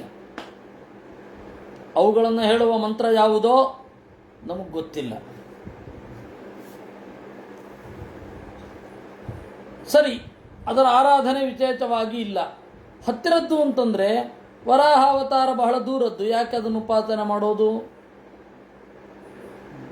ಅಂದರೆ ಇಲ್ಲ, ಜ್ಞಾನಿಗಳು ಇಷ್ಟನ್ನು ಉಪಾಸನೆ ಮಾಡಬೇಕು ಅನ್ನೋದಕ್ಕೆ ಒಂದು ಅನುಸಂಧಾನಕ್ಕೆ ಒಂದು ಕಾರಣವನ್ನು ಹೇಳ್ತಾರೆ. ದೇವರ ಇಚ್ಛೆ ಏನು? ಈ ಓಂಕಾರದಲ್ಲಿ ಜನರಿಗೆ ಕಾಣುವ ಅಕ್ಷರಗಳಿಂದ ನಾನು ಪ್ರತಿಪಾದ್ಯನಾಗಬೇಕು, ಅವರು ನನ್ನನ್ನು ಉಪಾಸನೆ ಮಾಡಬೇಕು ಅಂತ ದೇವರ ಸಂಕಲ್ಪ ಅಷ್ಟೇ, ಬೇರೆ ಏನಿಲ್ಲ. ಆ ದೇವರ ಸಂಕಲ್ಪ ಇರೋದ್ರಿಂದ ನಾವು ಅವನನ್ನು ಚಿಂತನೆ ಮಾಡ್ತೇವೆ. ಅಚ್ಯುತಾಯ ನಮಃ. ವರಾಹ ಅವನು ಜಾರಿ ಬೀಳುವುದಿಲ್ಲ, ಭೂಮಿಯನ್ನು ಬೀಳಿಸಲಿಲ್ಲ. ಆದ್ದರಿಂದ ದೇವರು ಅಚ್ಯುತ ಅಂದರೆ ವರಾಹ. ಅನಂತ ಅಂದರೆ ಇಬ್ಬರು, ಅನಂತ ಅಂದರೆ ನರಸಿಂಹ, ಒಬ್ಬನೇ. ಅನಂತ ಅಂತಂದರೆ ನರಸಿಂಹ. ಇನ್ನು ಗೋವಿಂದ ಅಂತ ಹೇಳಿದ್ರೆ ರಾಮ ಮತ್ತು ಕೃಷ್ಣ, ಭೂಭಾರ ಹರಣ ಮಾಡಿದವರು ಅಂತ. ಈ 4 ರೂಪಗಳು ಓಂಕಾರ ಪ್ರತಿಪಾದ್ಯ ಆಗಬೇಕು ಅಂತ ಹೇಳಿ ದೇವರ ಸಂಕಲ್ಪ ಅಷ್ಟೆ. ಅದನ್ನು ಹಿರಿದಾದ ಜ್ಞಾನಿಗಳು ನೋಡಿದ್ರು, ಆ ದೇವರ ವಿವಕ್ಷೆಯನ್ನು ಅರ್ಥ ಮಾಡಿಕೊಂಡು ಜಗತ್ತಿಗೆ ಕೊಟ್ಟರು. ನೋಡಿ, ಇಷ್ಟು ಅವತಾರವನ್ನು ನೀವು ಈಗ ಚಿಂತಿಸಿ. ಅವತಾರ ಅನ್ನೋದು ವಿಘ್ನವನ್ನು ಪರಿಹಾರ ಮಾಡ್ತವೆ. ಬಿಂಬರೂಪ ಬೇರೆಯೇ ಇರುತ್ತೆ, ಬಿಂಬರೂಪವನ್ನೇ ಉಪಾಸನೆ ಮಾಡಬೇಕು. ಅದರಿಂದಾಗಿ ಯಾವುದೇ ಅವತಾರ ಕಾಲದಲ್ಲಿ, ಇವಾಗ ಕರ್ದಮ ಪ್ರಜಾಪತಿ ಕಪಿಲ ಹುಟ್ಟಿದಾಗ ನಮಸ್ಕಾರ ಮಾಡಿ ಬೇರೆ ಕಡೆ ಸಾಧನೆಗೆ ಅಂತ ಹೋಗಲಿಲ್ವೇ?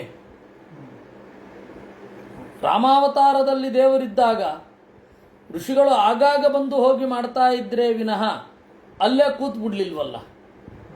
ಕೃಷ್ಣಾವತಾರ ಕಾಲದಲ್ಲಿ ದುರ್ವಾತರೆ ಮೊದಲಾದವರು ಬಂದು ಹೋಗಿ ಮಾಡ್ತಾ ಇದ್ರೆ ವಿನಃ ಅಲ್ಲೇ ಹೋಗಿ ಕೂತ್ ಬಿಡ್ಲಿಲ್ವಲ್ಲ.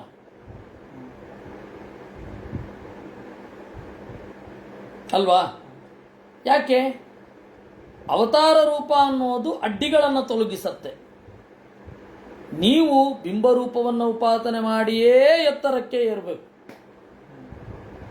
ಅದರಿಂದ ಸಂಖ್ಯಾ ಅನ್ನೋದೇನಿದೆ, ಸಂಖ್ಯಾಯಯ ತತ್ವದೃಶಾ ವಿನೀಯತೆ ಕವಿಭಿಕಲ್ಪಿತೇಯಂ ಅಂದರು. ಕಲ್ಪನೆ ಅಂತಂದರೆ ಇಮ್ಯಾಜಿನೇಷನ್ ಅಂತ ಅರ್ಥ ಅಲ್ಲ, ಅನುಸಂಧಾನ ಮಾಡಿದ್ದು ಅಂತ ಅರ್ಥ. ತತ್ವದೃಶಾ ವಿನೀಯತೆ ತಸ್ಮೈ ಅಂತಹ ಸಾಂಖ್ಯ ನಿದರ್ಶನಾಯ, ಜೀವ ವಿಜ್ಞಾನವನ್ನು ಅನುಭವಕ್ಕೆ ತಂದುಕೊಡುವ ದೇವರಿಗೆ ನಮಸ್ಕಾರ. ಸಾಂಖ್ಯ ಅಂತಂದರೆ ಶುದ್ಧವಾದ ಜ್ಞಾನ, ಸ್ವರೂಪ ಜ್ಞಾನವನ್ನು ಸಾಂಖ್ಯ ಅಂತ ಕರೀತಾರೆ. ಅಥವಾ ಸ್ವರೂಪ ಜ್ಞಾನವನ್ನು ತಿಳಿಸಿಕೊಡುವಂತಹ ಶಾಸ್ತ್ರ.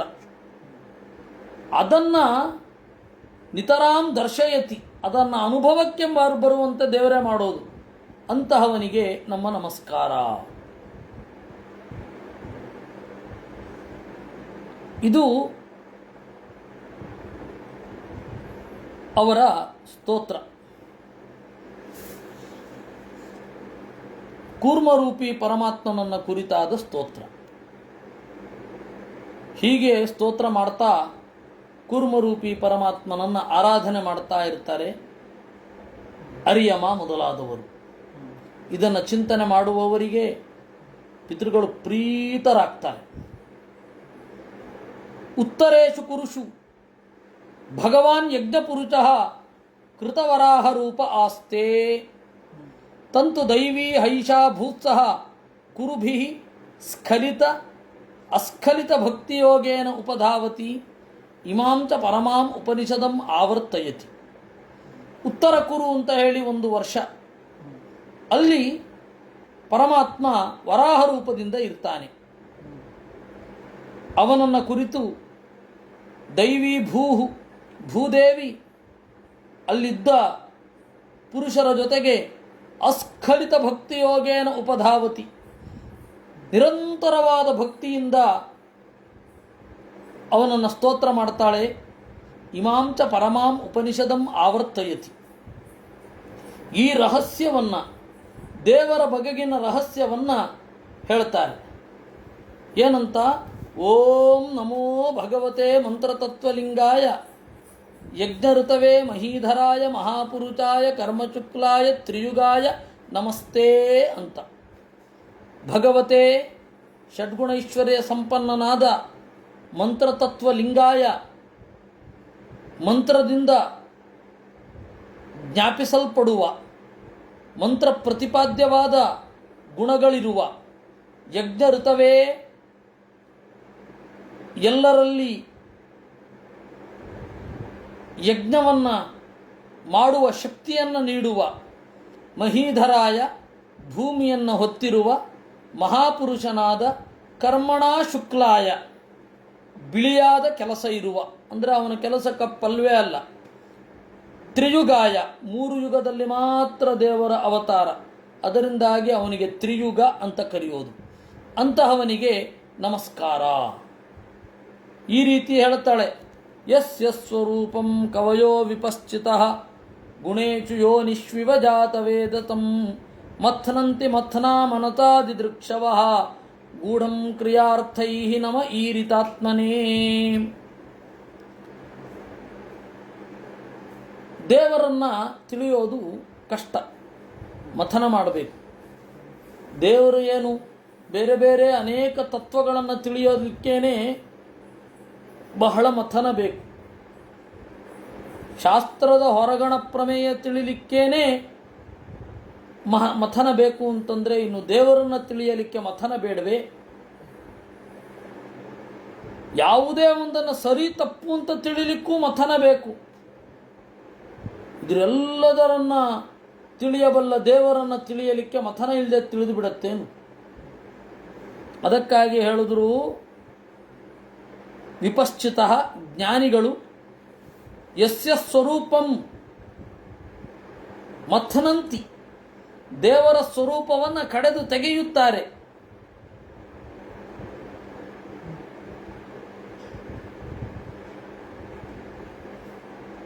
ದೇವರ ಸ್ವರೂಪವನ್ನು ಕಡೆದು ತೆಗಿತಾರೆ. ಹೇಗೆ? ಯೋನಿಷ್ವಿವ ಜಾತವೇದಸಂ, ಕಟ್ಟಿಗೆಯಲ್ಲಿ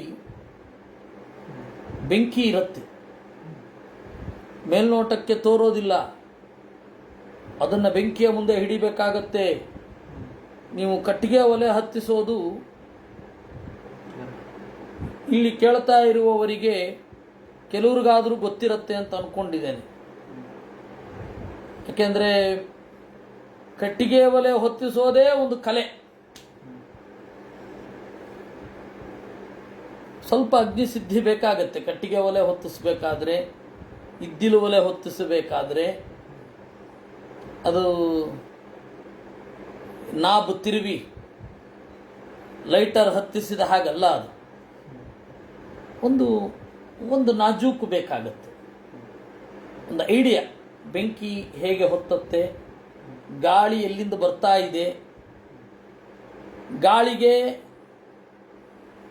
ಯಾವ ದಿಕ್ಕಿನ ಕಡೆಗೆ ನಾವು ಕಟ್ಟಿಗೆಯನ್ನು ಇಟ್ಟರೆ, ಯಾವ ದಿಕ್ಕಿನ ಕಡೆಗೆ ಒಲೆ ಇಟ್ಟರೆ, ಒಲೆಯಲ್ಲಿ ಎಲ್ಲಿ ತೂತಿದ್ರೆ ಹೊತ್ತಿಕೊಳ್ಳತ್ತೆ ಅನ್ನೋದೊಂದು ಐಡಿಯಾ ಬೇಕು. ಸುಮ್ಮನೆ ಕಟ್ಟಿಗೆ ಒಲೆ ಹೊತ್ತಿಸ್ಲಿಕ್ಕಾಗಲ್ಲ. ಅದು ಎಲ್ಲರೂ ಏನು ಅಂದ್ಕೊಂಡ್ಬಿಟ್ಟಿರ್ತಾರೆ, ಒಂದಿಷ್ಟು ಸೀಮೆ ಎಣ್ಣೆ ಸುರಿಯೋದು, ಭಗ್ ಅಂತ ಹತ್ತಿಸೋದು ಅಂತ. ಅದು ಸೀಮೆ ಎಣ್ಣೆ ಇರೋ ತನಕ ಉರಿಯುತ್ತೆ, ಆಮೇಲೆ ಆರಿ ಹೋಗುತ್ತೆ. ಅದು ಹಿಡಿಬೇಕಾದ್ರೆ ಒಂದು ಟೆಕ್ನಿಕ್ ಬೇಕು. ಮೊದಲು ಕೆಳಗಡೆ ಒಂದಿಷ್ಟು ಬತ್ತಿ ಇಟ್ಟು ಆ ಥರದ್ದೆಲ್ಲ ಮಾಡಬೇಕು, ಮಥನ ಮಾಡಬೇಕು. ಈ ರೀತಿ ಎಲ್ಲ ಮಾಡಿ ಒಲೆ ಹೊತ್ತಿಸಬೇಕು. ಕಟ್ಟಿಗೆ ಒಳಗಡೆ ಬೆಂಕಿ ಇದೆ ಅಂತ ಅನ್ನೋದು ಎಲ್ಲರಿಗೂ ಗೊತ್ತು, ಇದ್ರೆ ಮಾತ್ರ ಹೊತ್ತಿಕೊಳ್ಳೋದು. ಹೊತ್ತಬೇಕಾದ್ರೆ ಆ ತಂತ್ರ ಬೇಕು, ಯಾವುದೇ ಆಗಲಿ. ಇನ್ನು ಅರಣಿಮಥನ ಅಂತ ಮಾಡ್ತಾರೆ. ಆ ಅರಣಿಮಥನಕ್ಕೂ ಕೂಡ ಟೆಕ್ನಿಕ್ ಬೇಕು. ಯಾವ ರೀತಿ ಕಡಿದ್ರೆ, ಎಷ್ಟು ಬಲ ಹಾಕಿದರೆ, ಎಷ್ಟು ಭಾರ ಹಾಕದೇ ಇದ್ರೆ, ಅದು ಪ್ರಾಕ್ಟೀಸಿನಿಂದ ಬರುವಂಥದ್ದು ಬಿಡಿ. ಬೆಂಕಿ ಹೊತ್ಕೊಳ್ಳತ್ತೆ, ಒಳಗಡೆ ಇರೋ ಬೆಂಕಿ ಹೊತ್ತಿಕೊಳ್ಳತ್ತೆ. ಆ ರೀತಿ ಕಡಿಬೇಕು, ಮಥನ ಮಾಡಬೇಕು. ಒಂದೋ ಮಾನಸಿಕವಾದ ಮಥನ, ಒಂದೋ ದೈಹಿಕವಾದ ಮಥನ, ಎರಡೂ ಮಾಡಬೇಕು. ಅದಕ್ಕೆ ಇಲ್ಲಿ ಹೇಳಿದ್ರು ಮಥನ ಮನಸ ಅಂತ. ಈ ದೇವರು ಎಂಬ ಬೆಂಕಿ ಜಗತ್ತಿನ ಪ್ರತಿಯೊಂದು ಪದಾರ್ಥಗಳಲ್ಲಿ ಇರುತ್ತೆ, ಕಟ್ಟಿಗೆ ಒಳಗಡೆ ಬೆಂಕಿ ಇದ್ದ ಹಾಗೆ. ಆ ಮಥನ ಕಾಷ್ಠ ಯಾವುದು ಅಂತಂದ್ರೆ ನಮ್ಮ ಮನಸ್ಸು. ಆ ಮನಸ್ಸೆಂಬ ಕಡಗೋಲಿನಿಂದ ಗೂಢಂ, ಎಲ್ಲ ಪದಾರ್ಥದ ಒಳಗಡೆ ಅಡಗಿರುವ ಪರಮಾತ್ಮನನ್ನ ಮಥನಂತಿ ಕಡೆದು ತೆಗೆಯುತ್ತಾರೆ. ಏನ್ರಿ, ಮನಸ್ಸನ್ನ ಯಾವುದರ ಜೊತೆಗೆ ಮಥನ ಮಾಡೋದು? ಮನಸ್ಸು ಅನ್ನುವ ಕಡಗೋಲನ್ನ ಆಡಿಸಬೇಕು. ಹೌದು, ಎಲ್ಲಿ ಆಡಿಸಬೇಕು? ಜಾಗ ಬೇಕಲ್ಲ. ಅಂತರಾಳದಲ್ಲಿ ಕಡಗೋಲನ್ನು ಹೀಗೆ ಆಡಿಸಿದರೆ ಬೆಣ್ಣೆ ಬರತ್ತೇನು? ಇಲ್ಲ. ಮಜ್ಜಿಗೆ ಇದ್ದ ಕಡೆಯೋ ಮೊಸರಿದ್ದ ಕಡೆಯೋ ಕಡಿಬೇಕು, ಬೆಣ್ಣೆ ಬರುತ್ತೆ. ಹಾಗೆ ಇಲ್ಲಿ ಎಲ್ಲಿ, ಯಾವ ಅಧಿಷ್ಠಾನದಲ್ಲಿ ಮನಸ್ಸು ಎಂಬ ಕಡಗೋಲನ್ನು ಆಡಿಸಬೇಕು ಅಂದರೆ ಹೇಳ್ತಾರೆ, ಕ್ರಿಯಾರ್ಥೈ ನಮ ಈರಿತಾತ್ಮನೇ. ಕ್ರಿಯೆಯನ್ನು ಪ್ರತಿಪಾದನೆ ಮಾಡುವ ವೇದಗಳಲ್ಲಿ ನಮ್ಮ ಮನಸ್ಸನ್ನು ಮಥನ ಮಾಡಬೇಕು. ಈರಿತಾತ್ಮನೇ, ಆ ವೇದದಲ್ಲಿ ಇಂದ್ರ, ವರುಣ ಮೊದಲಾದ ಪದಗಳಿವೆ. ಆ ಪದಗಳ ನಿಜವಾದ ಅರ್ಥ ಏನು ಅಂತ ಚಿಂತಿಸಬೇಕು. ಅದು ಈರಿತಾತ್ಮನೇ. ಅಂತಹ ನಿನಗೆ ನಮಸ್ಕಾರ. ಕ್ರಿಯಾರ್ಥೈ ಯಜ್ಞಾದ್ಯರ್ಥೈ ಇಂದ್ರಾದಿನಾಮಭಿ ಈರಿತಾತ್ಮನೇ ಅಂತ. ಇಷ್ಟು ಈ ತರಹದ ದೇವರನ್ನ ಈ ವೇದಗಳಲ್ಲಿ ಬೇರೆ ಬೇರೆ ಹೆಸರುಗಳಿಂದ ಬೇರೆ ಬೇರೆ ಕ್ರಿಯೆಗಳನ್ನು ಪ್ರತಿಪಾದನೆ ಮಾಡುವಲ್ಲಿ ಮಥನ ಮಾಡಬೇಕು. ಹಾಗೆ ಮಥನ ಮಾಡಿದಾಗ ತೋರಿ ಬರುವಂತಹ ವಸ್ತು, ಅಂತಹ ದೇವರಿಗೆ ನಮಸ್ಕಾರ. ಕ್ರಿಯಾರ್ಥೈ ನಮ ಈರಿತಾತ್ಮನೇ ಎಂದರು. ಅಂತಹ ನಿನಗೆ ನಮಸ್ಕಾರ ಅಂತ ವರಾಹರೂಪಿ ಪರಮಾತ್ಮನಿಗೆ ಹೇಳ್ತಾರೆ. ನೋಡಿ, ವರಾಹರೂಪಿ ಪರಮಾತ್ಮನಿಂದ ನಾವೀಗಾಗಲೇ ನೋಡಿದ್ದೇವೆ. 3ನೇ ಸ್ಕಂಧದಲ್ಲಿ ಯಜ್ಞವರಾಹರೂಪಿ ಪರಮಾತ್ಮನ ಮೈಯಿಂದ ಯಜ್ಞಕ್ಕೆ ಬೇಕಾದ ಸಲಕರಣೆಗಳು ಯಾವುದು ಹುಟ್ಟಿ ಬಂತು ಅನ್ನೋದನ್ನು ನೋಡಿದ್ದೀವಿ. ಅದೆಲ್ಲವನ್ನ ಆ ಯಜ್ಞಕ್ಕೆ ಬೇಕಾದ ವಸ್ತು ಯಾಕೆ ಶುದ್ಧ, ಅದರ ಒಳಗಡೆ ದೇವರು ಯಾವ ಗುಣಗಳನ್ನು ಇಟ್ಟಿದ್ದಾನೆ, ಆ ಗುಣಗಳನ್ನು ಇಡುವಾಗ ಆ ಗುಣ ದೇವರ ಗುಣ ಹೇಗೆ, ಯಾವ ದೇವರ ಗುಣ ಈ ವಸ್ತುವಿನಲ್ಲಿ ಪ್ರತಿಫಲಿತವಾಗಿದೆ, ಹೀಗೆ ಮಥನ ಮಾಡಿದಾಗ ದೇವರು ಸಿಗುತ್ತಾನೆ. ಅಂತಹ ದೇವರಿಗೆ ನಮಸ್ಕಾರ. ದ್ರವ್ಯಕ್ರಿಯಾ ಹೇತ್ವನಯನೇತ ಕರ್ತೃಭಿಃ ಮಾಯಾಗುಣೈರ್ವಸ್ತು ನಿರೀಕ್ಷಿತಾತ್ಮನೆ ತಥೈವ ತತ್ರಾತಿಶಯಾತ್ಮ ಬುದ್ಧಿಃ ನಿರಸ್ತ ಮಾಯಾಕೃತಯೇ ನಮೋ ನಮಃ. ದೇವರ ಇಚ್ಛೆಯಂತೆ ದ್ರವ್ಯ ಯಾವುದೇ ಒಂದು ವಸ್ತುವಿನಿಂದ ಮಾಡಬಹುದಾದ ಕ್ರಿಯೆ, ಅದಕ್ಕೆ ಮೂಲಭೂತವಾದ ಮನಸ್ಸು. ಈ ಕ್ರಿಯೆಯಿಂದ ಈ ವಸ್ತುವನ್ನು ಬಳಸಿ ಈ ಕೆಲಸವನ್ನು ಮಾಡಬೇಕು.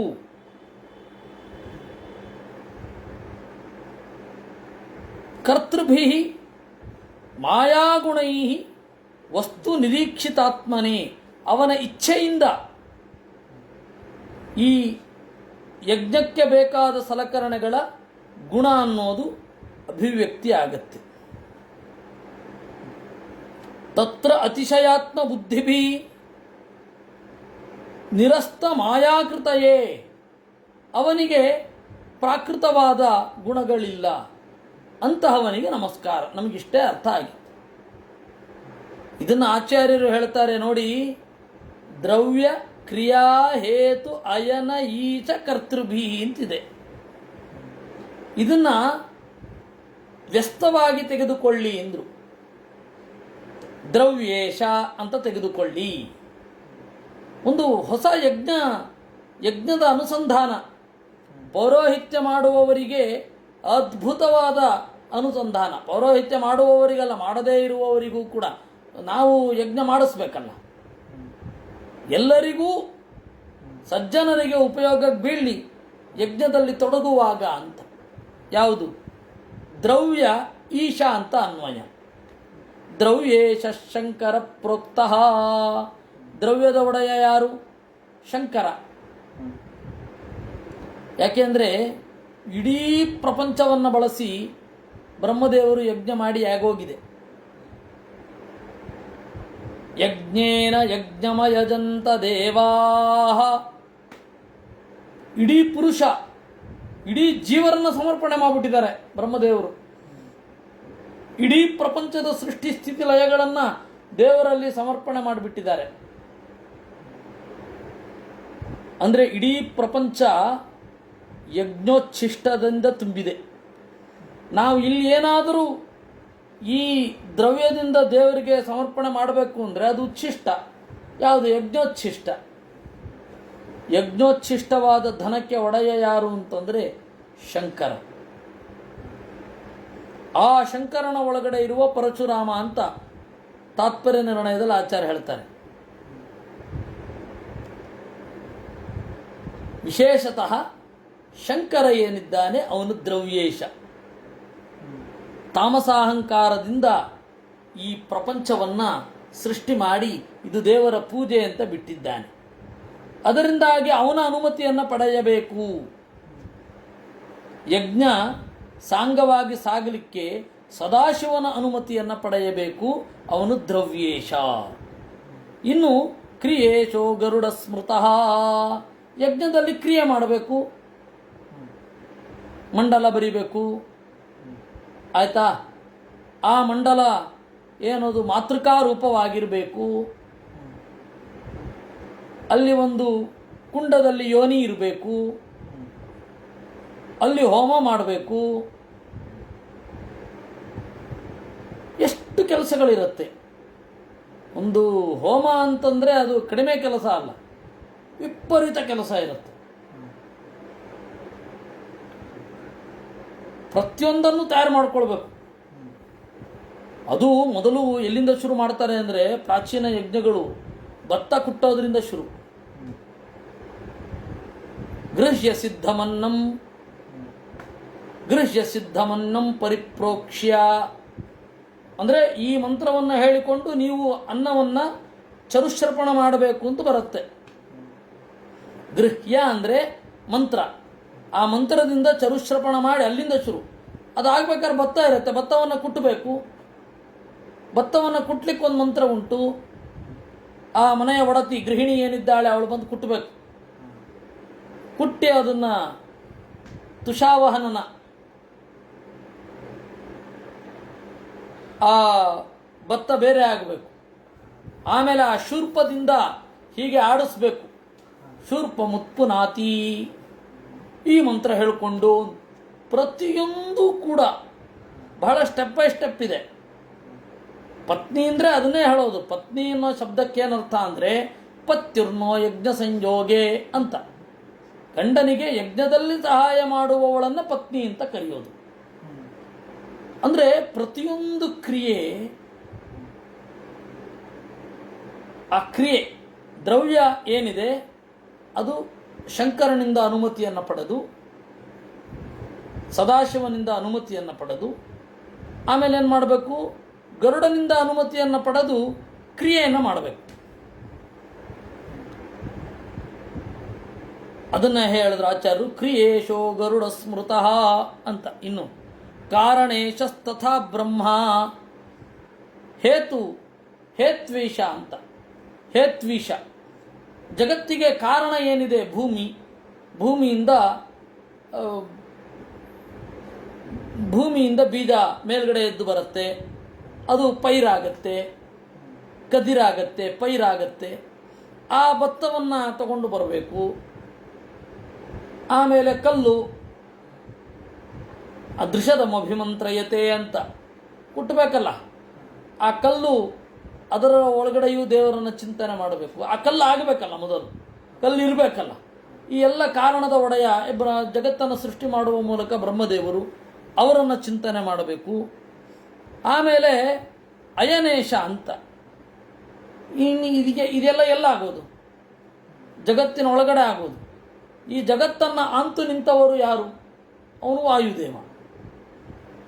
ವಾಯುರಾಧಾರಪಸ್ಮೃತಃ. ಇವರೆಲ್ಲರ ಮೂಲಕ ದ್ರವ್ಯ, ಕ್ರಿಯಾ, ಹೇತು, ಅಯನ, ಈಶ. ದ್ರವ್ಯೇಶ, ಕ್ರಿಯೇಶ, ಹೇತ್ವೀಶ, ಅಯನೇಶ. ಇವರೆಲ್ಲರನ್ನ ಒಳಗೊಂಡ ಕರ್ತೃ. ಅವನಲ್ಲಿ ದೇವರ ಸನ್ನಿಹಿತ ಆಗಿರ್ಬೇಕು. ಮೊದಲು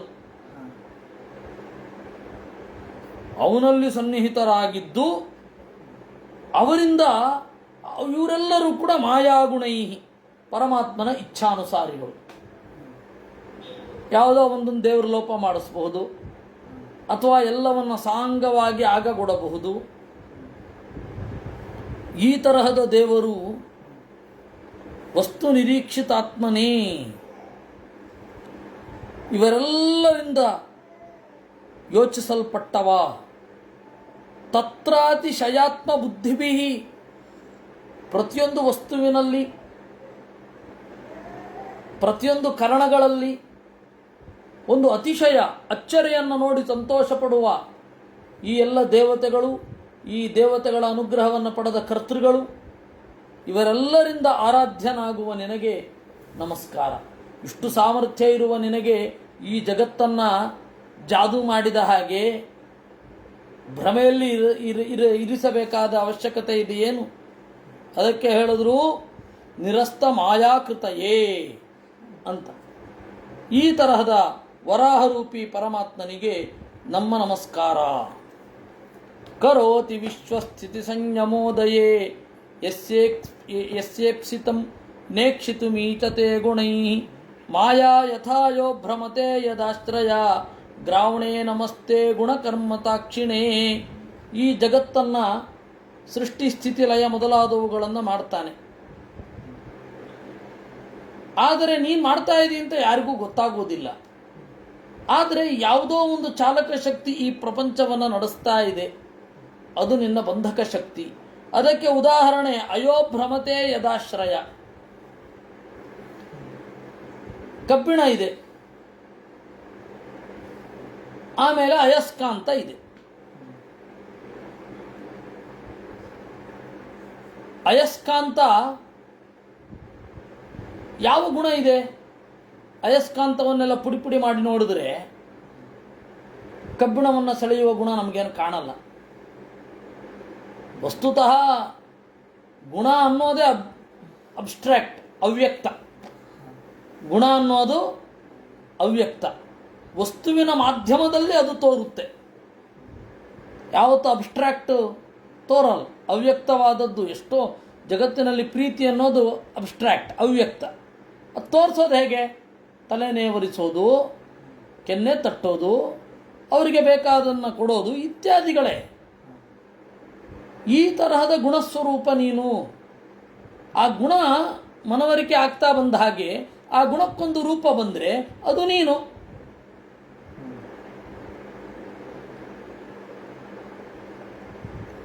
ಆ ಗುಣ ನಮ್ಮ ಅನುಭವಕ್ಕೆ ಬರ್ತಾ ಹೋಗುತ್ತೆ, ಅದಕ್ಕೊಂದು ಘನರೂಪ ಬರ್ತಾ ಹೋಗುತ್ತೆ. ಆ ಘನರೂಪ ಯಾವುದು ಅಂತ ಧ್ಯಾನದ ಸಿದ್ಧಿ ಆಗ್ತಾ ಇರಬೇಕು ನೋಡಿದ್ರೆ ಅದೇ ನೀನು.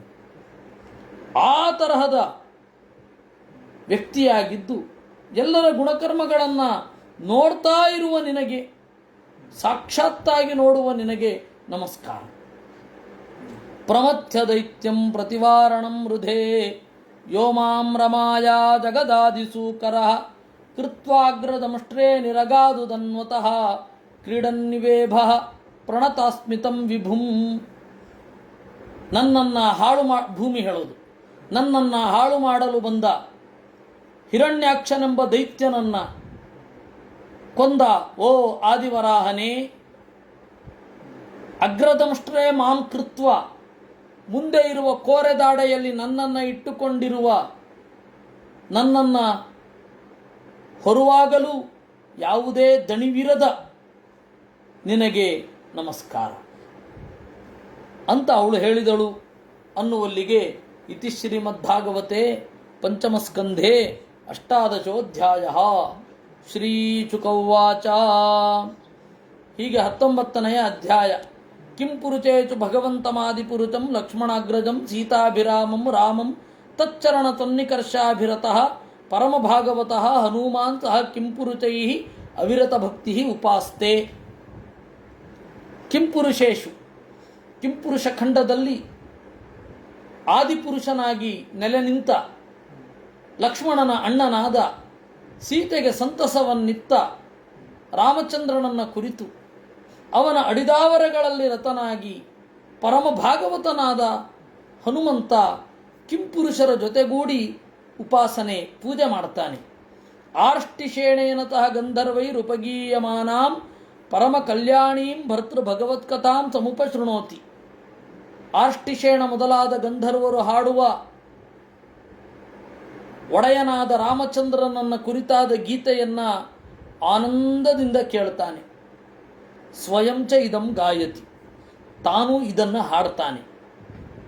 ಏನಂತ? ಓಂ ನಮೋ ಭಗವತೆ ಉತ್ತಮ ಶ್ಲೋಕಾಯ ನಮಃ ಆರ್ಯ ಲಕ್ಷಣ ಶೀಲವ್ರತಾಯ ನಮಃ ಉಪಶ್ರಿತಾತ್ಮನೇ ನಮಃ ಉಪಾಸಿತ ಲೋಕಾಯ ನಮಃ ಸಾಧುವಾದ ನಿಕರ್ಷಣಾಯ ನಮಃ ಬ್ರಹ್ಮಣ್ಯದೇವಾಯ ಮಹಾಪುರುಷಾಯ ಮಹಾರಾಜಾಯ ನಮಃ ಇತಿ.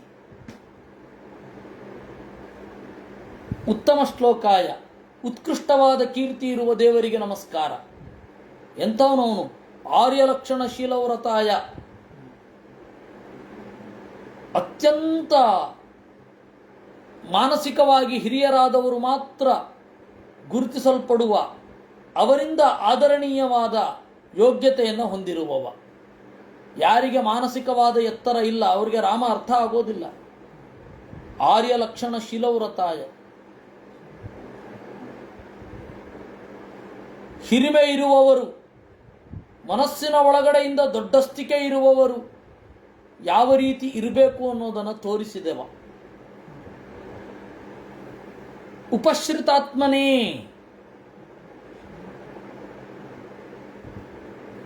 ಸ್ವರೂಪವನ್ನು ಆಶ್ರಯಿಸಿ ಜಗತ್ತಿನ ಒಳಿತು ಕೆಡುಕುಗಳನ್ನು ಗಮನಿಸಬೇಕು ಅನ್ನೋದನ್ನು ಅವನು ತೋರಿಸಿಕೊಟ್ಟ. ಉಪಾಸಿತ ಲೋಕಾಯ, ಇಡೀ ಜನರೆಲ್ಲ ಅವನನ್ನು ಉಪಾಸನೆ ಮಾಡಿದರು. ಸಾಧುವಾದ ನಿಕರ್ಷಣಾಯ, ಒಳ್ಳೆಯದು ಅನ್ನುವುದಕ್ಕೆ ನಿದರ್ಶನವಾಗಿ ಇದ್ದವ. ಬ್ರಹ್ಮಣ್ಯ ದೇವಾಯ, ಜ್ಞಾನಿಗಳನ್ನು ಪ್ರೀತಿಸುವವ. ಮಹಾಪುರುಷ, ಮಹಾರಾಜ. ಆ ಕಾಲದಲ್ಲಿ ರಾಜ ಅಂದರೆ ರಾಮ ಮಾತ್ರ, ಬೇರೆ ಯಾರೂ ಅಲ್ವೇ ಅಲ್ಲ. ಅಷ್ಟು ಜನರ ಮನಸ್ಸಿನಲ್ಲಿ ನೆಲೆ ನಿಂತವ. ಅಂತಹ ರಾಮನಿಗೆ ನಮಸ್ಕಾರ ಅಂತ ಹೇಳ್ತಾನೆ. ಅವನನ್ನೇನು ಸ್ತೋತ್ರ ಮಾಡ್ತಾನೆ ಅಂತ ಹೇಳಿ 5 ಶ್ಲೋಕಗಳಿವೆ. ಅದನ್ನು ನಾವು ನಾಳೆ ನೋಡೋಣ. 7ರಿಂದ 8 ಅಂತ ಹೇಳ್ತಾ ಈ ಚಿಂತನೆಯನ್ನು ದೇವರಲ್ಲಿ ಸಮರ್ಪಣೆ ಮಾಡೋಣ. ಕೃಷ್ಣಾರ್ಪಣಮಸ್ತು.